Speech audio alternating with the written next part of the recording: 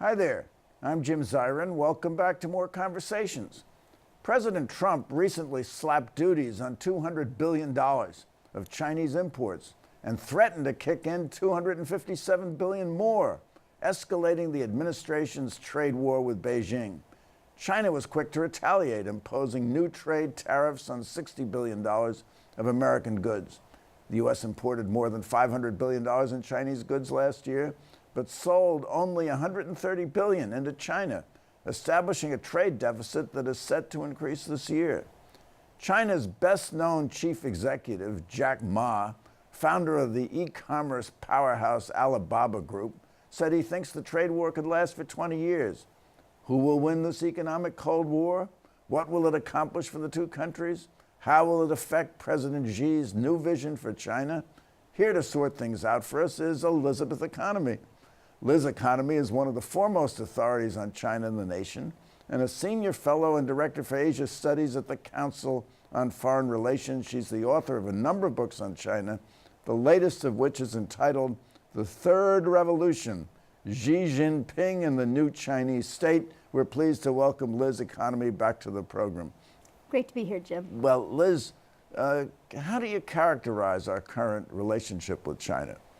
Well, I guess the first word that comes to mind is it's a mess, but let me try to parse that out a little bit. I think the challenge right now, and I think perhaps it's the greatest challenge that I've seen in the relationship in the 20-odd years that I've been studying and looking at it, is that it's we have problems on every front. There are issues obviously in trade and investment, but also the political relationship is fraught. The security relations are also at this point quite strained.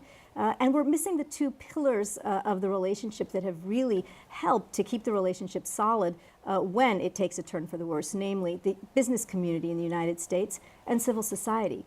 Both of those have been undercut significantly over the past 5 years, or 6 years really now, during Xi Jinping's tenure. What do you mean by civil society? You mean NGOs in China? Right. The people-to-people exchange between the United States and China is really one of the foundational elements of the relationship, dating back to the, Nixon-Kissinger opening and ping-pong diplomacy. But we've seen, President Xi passed a new law in China that limits the access of foreign NGOs, foreign non-governmental organizations, into China. So where there were somewhere upwards of 7,000 before January of 2017, there's now between 300 and 400. And these NGOs, U.S. NGOs and others, were working in China on issues like the environment and public health and poverty alleviation, rule of law programs. So without that kind of interchange, with this slowdown in people-to-people relations, again, we're really missing one of those foundational pillars. Yes. Now, where do we stand at the moment? China broke off trade talks with Trump after he introduced new tariffs and threatened to introduce still more. Things seem to be at a dismal pass. Right. I was in Beijing in July, and even at that point in time, a lot of Chinese were saying that they didn't think that trade talks before the midterm elections would be that useful. They believed that the president really wouldn't be in the mood to strike any kind of deal, that he would want to appear to be playing tough on China. And so I think there was already in the minds of the Chinese a sense that the best timing would be after the midterm elections in the United States. Also, there's a lot of hesitancy in China about resuming trade talks without adequate preparation. When Liu He, their top trade negotiator and really their top person in charge of the Chinese economy, when he came to the United States last spring, he met with a number of administration officials and found that there were different asks, from China, from different parts of the administration. There's a sense also in Beijing that there's a degree of chaos in the administration, that they don't speak with one voice, and that the goalposts keep changing. If you look back originally to what President Trump said he wanted, $100 billion reduction in the U.S. China bilateral trade deficit. And China said, okay, they came out with about $70 billion worth of goods that they would buy. Then he's like, actually, I mean $200 billion over 2 years. And by the way, you need to address, these really structural elements in the Chinese economy. Made in China 2025, intellectual property rights protection, subsidies to state-owned enterprises. So, at various points in time, what the U.S. administration has asked for has been different. So I think what the Chinese are looking for at this point, in terms of pushing forward on trade negotiations, is what exactly is the United States looking for? What are they asking? And, what are the Chinese willing to do? Well, when Liu left Washington in May, he thought he had a deal, and Trump responded by imposing $50 billion in tariffs. Was that a loss of face for Liu, and he was a personal representative of Xi Jinping, so it was a loss of face for Xi as well? Yeah, I think in general that the people responsible for managing the U.S. China relationship, not just Liu He, but people like the ambassador from China to the United States, Sui Tiankai, and others, Wang Yi, the foreign minister, who are generally accepted as people who understand the United States and are kind of tasked with explaining what's going on here to President Xi and to the other members of the top leadership. Explaining Trump to the Chinese. Exactly. I think all of them came in for some pressure, that they are basically under a little bit of a storm cloud because people now say that China has misjudged Trump. So the narrative in China among some scholars and analysts is that basically these U.S. watchers in China got the U.S. wrong. Don't many of the China players see it this way, that Trump's a businessman, so he makes extravagant going-in claims and then he's willing to negotiate for something much more reasonable? Well, I think that is what they all thought, right? That was what they anticipated. But again, when the goalposts kept changing, and I think the added sort of sense, when you looked at the security discussions that were going on in Congress and the political discussions, claims of Chinese influence, what was happening in the investment front in Congress, efforts really to try to limit the opportunity for Chinese firms and others to invest in an ever-expanding range of goods in the United States, things that were considered, technologically sensitive or, had people's personal information associated with them. So as the range of goods began to expand, the Chinese began to think there was something more here. And so what the top leadership is saying now, the Xi Jinping and others, is basically the United States is trying to contain China. So it's moved from saying, this is about trade, President Trump is a businessman and we can do business, to the United States fundamentally wants to contain us. And the trade war is in some respects less about trade, because if that's all it were about, we could find a deal, and more about the U.S. saying, China's almost on par with the United States. We don't like the situation, and we want to, prevent China from achieving its great rejuvenation of the Chinese nation. So it really is, as former Australian Prime Minister Kevin Rudd has said, a Cold War. Well, I'm hoping it doesn't turn into a Cold War. I mean, I think right now we are in a difficult moment. As I mentioned, I think perhaps the most difficult moment since I've been looking at China, certainly the most difficult moment since Tiananmen, but in 1989. But I think it's possible for the two leaders to bring this back, right? It's possible for us to find some areas of cooperation. Again, back around North Korea, for example, or if we're looking at, infrastructure development globally, that's an area where, of course, China has dominated. The U.S. wants to play more in that field. So I think there are areas that if the two leaders decide we want to, rein this back in, right? We want to find some common ground. They have the power to change the narrative. It's really a question of whether they want to do that. Well, if we're looking to them to try to give us a helping hand with North Korea, is a smart strategy or a dumb strategy to start a $500 billion trade war with them?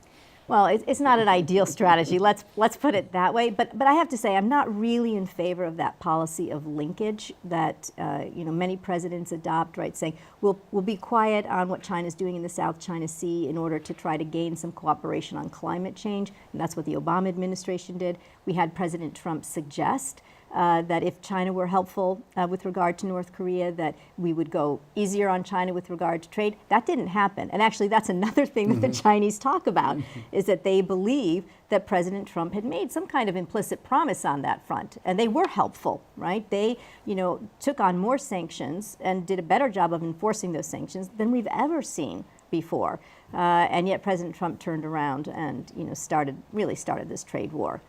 But do you oppose a get tough policy with China? After all, they are a trade violator. Xi Jinping says he's for globalization, but yet they have forced technology transfer, theft of intellectual property. I mean, they're a bad actor in international trade. Absolutely, and it's one of the things, and I know you've read my book, and it's definitely a strain in there, is that first off, Xi Jinping can stand up at Davos and claim that China is the leader of globalization, but they don't allow for the free flow of capital. They don't allow for the free flow of information. Very little about China is truly, a globalized power, or stands for, I think, sort of the inherent norms of what globalization means. So it's globalization without openness. Right. Well, what the Chinese like to say is, globalization with Chinese characteristics. So yes, that's in essence what it means. It's one way globalization. China can go out, but nothing can come in. But I think that look, in terms of how to address the sort of trade violations, the issues with the subsidies and market access, all of the problems that we have in the economic relationship, I just don't think that the tariffs are the way to go about doing that. I think the threat of tariffs, even maybe the initial levy of $15 billion, was good for putting the Chinese on notice. But if we really want to make substantial structural change in China, we have to work with the European Union and the Australians and the Japanese and all the other countries, and there are many of them, right, that agree with what we're trying to do in terms of pressuring the Chinese to make changes.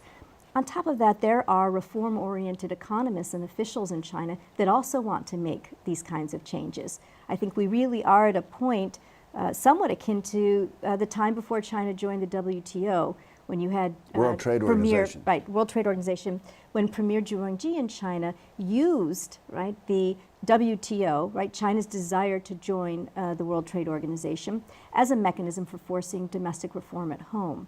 So I think there's the potential for an alliance with reform-oriented economists within China, but we need to have all of our allies, pushing back on China at the same time. China believes it can withstand pressure from the United States, but not really pressure from everybody linked together. But what you're really arguing for is a multilateral TPP, Trans-Pacific Partnership approach, which Trump said he wanted no part of. Right. So, of course, in an ideal world, we would find a way to go back into TPP, perhaps backing in through a trade deal with the Japanese or something like that.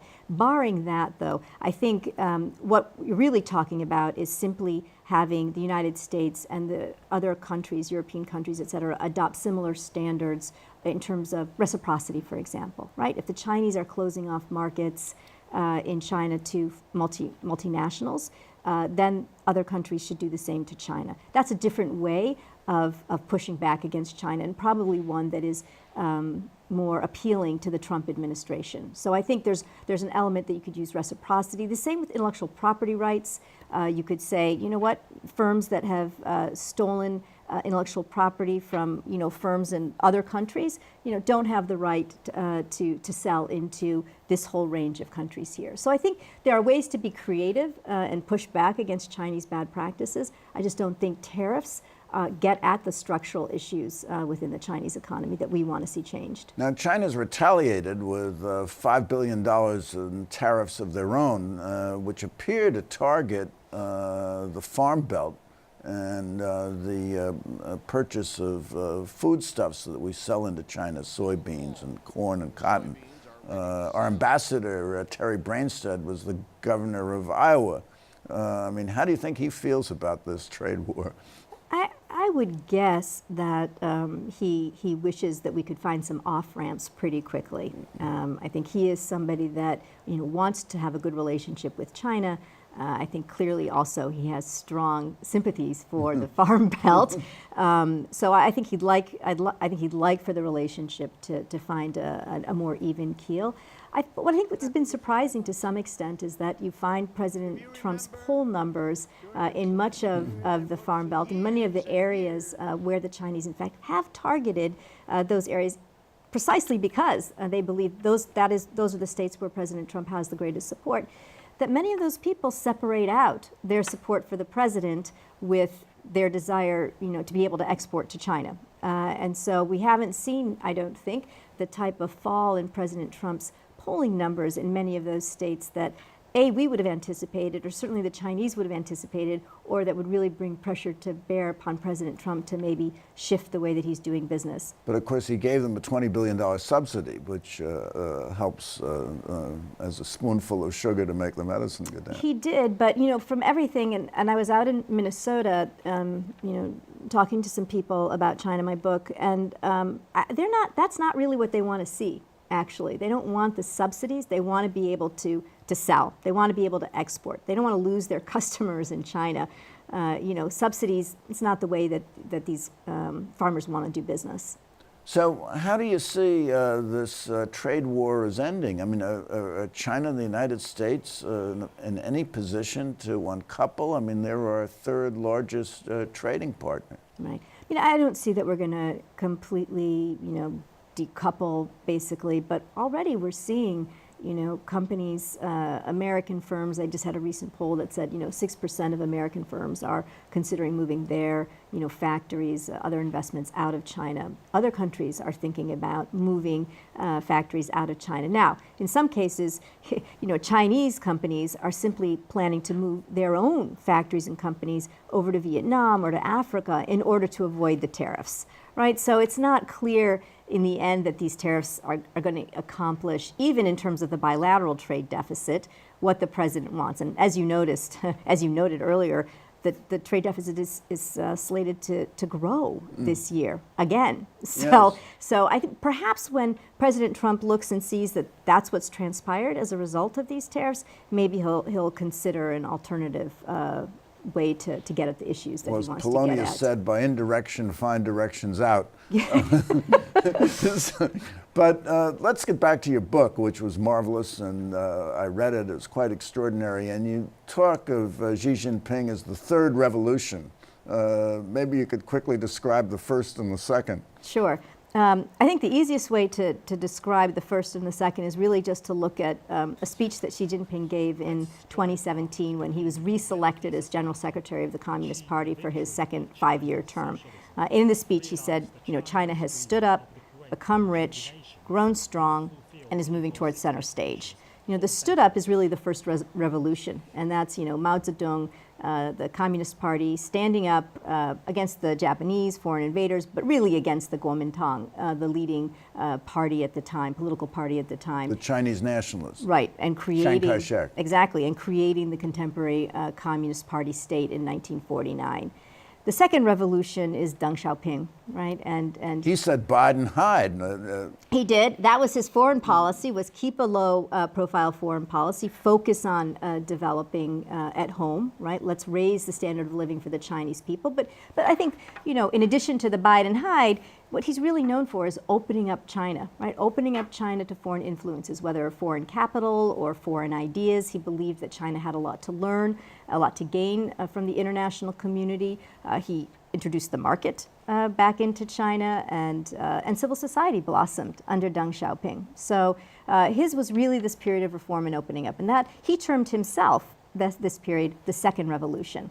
And I argue that, yes, Xi Jinping has ushered in a third revolution. But before we get to the third revolution, Xi's predecessor, Hu Jintao, believed in peaceful rising. It wasn't a particularly aggressive foreign policy. That's right. And Deng Xiaoping's, the second revolution really extends beyond Deng Xiaoping's tenure. It really extends all the way until 2012 and the selection of Xi Jinping. Xi Jinping is the game changer. So whether you're looking at, Jiang Zemin or Hu Jintao, the two major leaders after Deng Xiaoping and before Xi Jinping, they all basically, followed the sort of dictates, the edicts of Deng Xiaoping.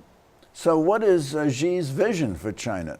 Yeah, Xi's vision is, of course, the great rejuvenation of the Chinese nation, which is all about reclaiming centrality for China on the global stage. Well, first he claimed centrality for himself. He did. And so what's important to understand really is how he believes China best gets there. And in And in that process, he really has created an entirely new model of Chinese politics, right? And that's the third revolution. He has moved from, Deng Xiaoping's collective decision-making process, right? Consensus and, and sharing power so that different members of the Standing Committee of the Politburo, those top 7 to 9 men who govern China, that they all hold different responsibility positions. And Xi Jinping has said, you know what, I think I'll claim all of the really important top spots for myself. Right? I'll sit on top of the Foreign Policy Committee or the Economic Reform Committee or the Cyber Committee. He's amassed an enormous amount of institutional power in his own hands. It's almost the Mikado. I am the Lord High Executioner. Yeah, I'm not sure. Well, I'm sure that there are some in China who would actually describe him exactly like that. I'm sure he would not appreciate that. But with his anti-corruption campaign, no doubt people might see him that way. And of course, he eliminated, I was thinking more of Pooh Bah than the Mikado. Pooh Bah was everything. But I think he eliminated the 2-term presidency that, in the Chinese constitution that Deng Xiaoping had instituted in 1992. No term limits anymore. No term limits for him as president of the country. So that's the first thing that he's done that's quite significant. The second is just the extent to which he has reasserted the role of the Communist Party into Chinese life, both into Chinese sort of social life, but also into the Chinese economy, right? So the surveillance system, almost 200 million facial recognition cameras in China now. They have the possibility of identifying somebody from 9 miles away, apparently. I mean, it's extraordinary, right? You look at Xinjiang, the far western autonomous region, it's basically turned into a police state. It's so repressive, as many as 1 million Uyghur adults, Muslim Uyghur adults arrested and put into re-education camps. Just an extraordinary amount of penetration by the Communist Party into people's lives. And crackdown on dissidents. Certainly a crackdown on dissidents, but even for the everyday person. China's, what they're planning to roll out, the social credit system in 2020, a system of determining people's trustworthiness. Everybody's going to have a social credit score. Did you participate in a protest? Did you play too many hours of video games? Did you jaywalk? Did you fail to, repay a debt? All of these will determine things like whether or not you can fly on a plane or ride on a train or get your child into the best school. It's actually extraordinary. So this kind of penetration into people's lives is something we have not seen since the Mao era. And at the same time, the party's taken a greater role in the Chinese economy, right? So party committees in private enterprises and in joint ventures trying to tell the companies where they should invest. Party committees generally basically sit around. They're made up of the members of the party in any particular firm. They basically sit around and read a speech by Xi Jinping and talk about it and don't do much else. But Xi Jinping is empowering these party committees to become actively involved in the economic decision-making of private enterprises and joint ventures, making entrepreneurs in China and, of course, multinationals very unhappy, right? Because that's well outside the corporate governance structure they've set up. And she's really tried to limit, I think, pretty significantly the extent to which foreign ideas can come into the country, both in terms of the NGO law that I mentioned. There's just a new set of regulations on foreign content on television in China that say you can't have any foreign TV content during prime time, right? If you're streaming, you can only have 20% of what you're streaming be foreign content. Every book now in a K through 12 that has any foreign content has to be vetted, which is going to put a huge crimp in all of those international schools that have become so popular in China today. So the degree of control that Xi Jinping is trying to exert in terms of the intellectual ideas that the people have access to is really quite extraordinary. Plus the internet. Plus the internet, right. And we've seen a very serious clampdown on the internet. So where is he going on the world stage? What's his end game? What's his strategy? Well, his end game, I think, is where you started, which is, a reversal of Deng Xiaoping's hide and bide to a much more ambitious and expansive foreign policy. And that's the fourth part of the model. What should our strategy be? Should we just try to scotch them in all of these ambitions? Well, I think when the ambitions threaten, basic principles, freedom of navigation or basic human rights or free trade, absolutely. We have to push back. And we need to work with our allies to do that. This shouldn't be a U.S. China bilateral competition. This is about principles and values. And so I think what we really need to do is work with others. But we still need to find common ground with China. We shouldn't allow the relationship to spiral down to the point that it's at right now. And it's not impossible to continue working with them in certain areas, even as we have challenges in many others. So our strategy should be to bring in allies and work with them collectively toward China, in your view, and then also to share common interests with China and work with them and directly. to compete. I mean, part of this too, goes back to what are we doing at home? What are we doing at home to ensure that we are the leaders in, autonomous vehicles, to ensure that our economy is as strong as possible? What are we doing to ensure that, we can compete with China in Africa, in Latin America, in Southeast Asia? So it also requires us to bolster our own internal resources. So Liz, unfortunately, we have to wrap up, but I have a question for you. Okay. And the question is, has Xi's third revolution begun to fizzle? I don't think it's begun to fizzle. It hasn't begun No, to fizzle. Don't think Liz it's Economy, still bubbling thank you strong. so much for coming by. You're wonderful to do this. And thank you for coming by. Tune in next week for more conversations. I'm Jim Zirin. Take care and all the best. Oh, that was wonderful. Okay, thanks. Well, you got a lot. Sorry, I can't.